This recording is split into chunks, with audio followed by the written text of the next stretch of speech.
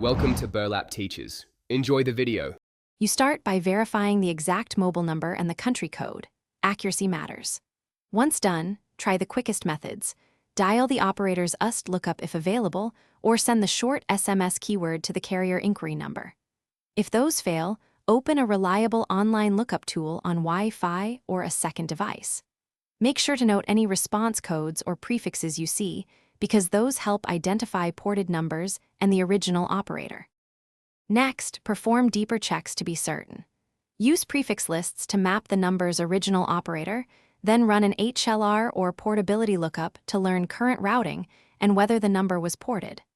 Once you have results, cross-reference at least 2 independent services to resolve discrepancies. Differences often indicate recent porting or database lag. Make note of timestamps and response details, because persistent mismatches mean you'll need an alternative verification method from the carrier.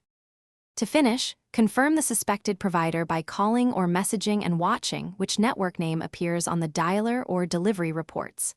If lookups disagree, contact the reported carrier's support and present your lookup evidence and timestamps. They can verify routing and porting. Make sure to document screenshots and any automated responses. Troubleshooting tip: if databases conflict or show unknown, try an HLR lookup plus a test call.